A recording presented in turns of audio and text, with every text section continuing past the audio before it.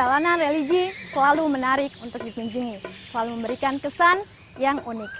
Lalu seperti apakah suasana Kampung Temboro dan pondok pesantren yang terbangun sebagai kampung santri? Lalu segera saja kita sambangi.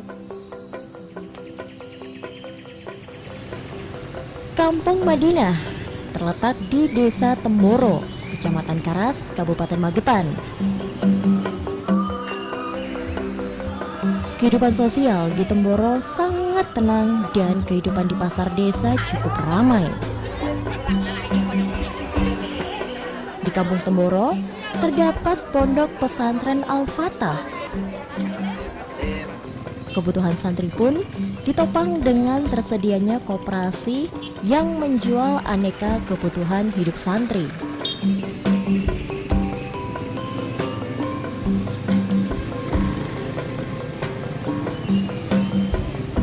Begitu masuk kampung terpampang tulisan kawasan berpakaian muslim. Penduduk Temboro memang beragama Islam. Para lelaki memakai jubah dan para wanita berjubah hitam panjang. Di antaranya ada yang memakai purdah atau hanya sekedar memakai tudung.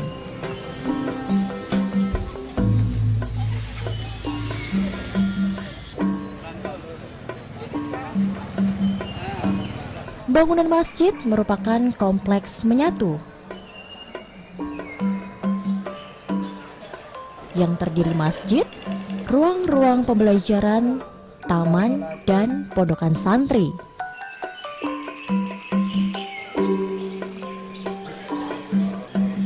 Pondok pesantren Al-Fatah berdiri sejak zaman Belanda, tepatnya tanggal 1 Mei 1939. Terletak di Desa Temboro, Kecamatan Karas, Kabupaten Magetan, Jawa Timur. Dirintis oleh Kiai Haji Sarbun Sidik. Beliau seorang murid Thariqah Naqsabandiyah Khalidiyah yang sempat mengikuti bayat Thariqah di Jabal Abi Kubais, Mekah sewaktu menunaikan ibadah haji. Di samping kegiatan Thariqah dan kegiatan pengajian, juga dikembangkan unit kegiatan formal seperti Madrasah Ibtidaiyah, Madrasah Sanawiyah, dan Madrasah Aliyah. Sementara kegiatan pengajian juga dikembangkan menjadi beberapa unit, antara lain halaqah, tahfizul Quran, Madrasah Diniyah Santri Kampung, serta Dauratul Hadis.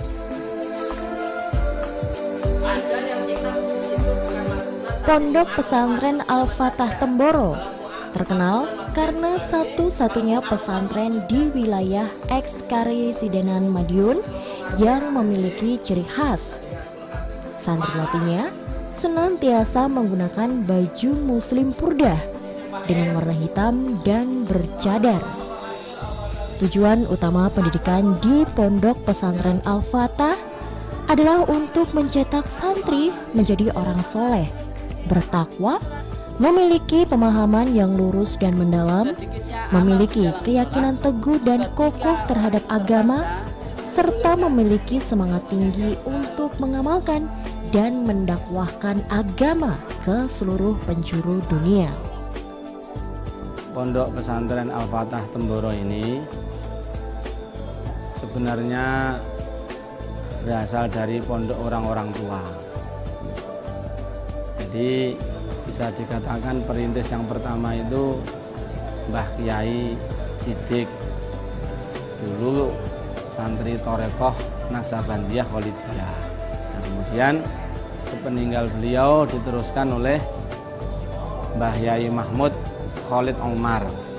Beliau berguru Thariqah kepada Mbah Imam Ghazali Kertengawi dan Mbah Umar Sufyan Baran Kediri, dekat Ploso sana. Nah, kemudian selain itu beliau juga ngaji di Termas, di Pondok Termas, juga ngaji di Pondok Pesantren Tebuireng. Jadi santrinya Mbah Kiai Hasyim Asy'ari, pendiri Nahdlatul Ulama. Oleh karena itu, pondok kita itu ya pondok Thariqah Kemudian juga ngaji kitab-kitab sebagaimana pondok-pondok pesantren yang lain.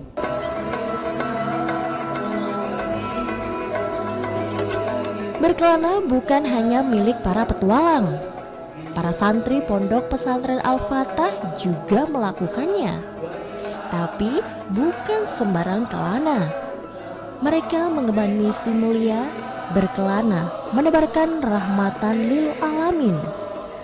Hingga kini bahkan sudah menjadi tradisi, artinya setiap santri wajib melakukannya sebagai salah satu bagian dari pendidikan, di samping menyebarluaskan Islam. Tempat yang dituju santri kelana yakni masjid. Disitulah mereka menginap sekaligus menjadikan masjid sebagai pusat aktivitas seperti sholat, zikir, itikaf, tadarus Quran, dan taklim. Di sela-sela waktu, mereka berdakwah dari rumah ke rumah milik kaum muslim di sekitar masjid. Untuk masalah pendidikan kita utamakan dalam mendidik anak itu kita arahkan dengan nuansa religi. Artinya pendidikan formal bagus, tapi kalau tidak ada religi, tidak ada pengetahuan dari agama, kayaknya sangat kurang sekali untuk menjadikan anak yang soleh-soleh atau anak yang potensi untuk urusan tentang pengetahuan. Untuk itu untuk semua orang tua siapa aja dan di mana aja, untuk mendidik anak yang sudah jadi potensi dan agamis, kita pentingkan yang namanya religi, jangan sampai terpisahkan oleh karenanya. Informasi pendidikan religi maka harus kita dekatkan, harus kita cari informasi ke pesantren-pesantren atau ke tempat pendidikan Islam yang untuk menjadikan anak ini bisa mendapatkan informasi yang lebih bagus lagi. Menjadi generasi muda Islam yang soleh, cakap, dan cerdas adalah harapan anak muda yang di dadanya terdapat kecintaan terhadap Islam. Tak heran bila para santri yang menimba ilmu di pondok pesantren Al-Fatah berasal dari berbagai daerah di Indonesia dan negara-negara ASEAN. Alhamdulillah Allah SWT izinkan datang kemari karena di sini suasana agamanya lebih mantap lah, di segi pelajaran-pelajarannya pun, dan di sini insya Allah suasana agama kelihatan daripada tempat-tempat yang lain. Karena apa, wanita-wanitanya dan juga laki-lakinya itu tutup aurat dengan sempurna, dan orang-orang yang masuk datang ke sini terus tertariklah dengan suasana di sini. Di segi pelajaran-pelajaran sini ada juga di segi pelajaran seperti pelajaran kitab, dan pelajaran ilmu nahwu saraf ataupun selainnya. Ada juga di samping itu belajar dakwah. Nah, diajar kita untuk dakwah. Yang mana dakwah ini adalah penting ya, yaitu pondasi agama. Tanpa dakwah tidak ada agama. Hayatuddin, hayatud dakwah. Mautuddin, mautud dakwah. Para santri pun saat libur memanfaatkan liburan untuk berlatih menyalurkan hobi dan kemampuannya mengendarai kuda dengan baik. Keberadaan kuda-kuda dihadirkan mengandung makna agar para santri dapat menghayati kembali bagaimana lika-liku perjuangan Islam sejak zaman Nabi Muhammad SAW.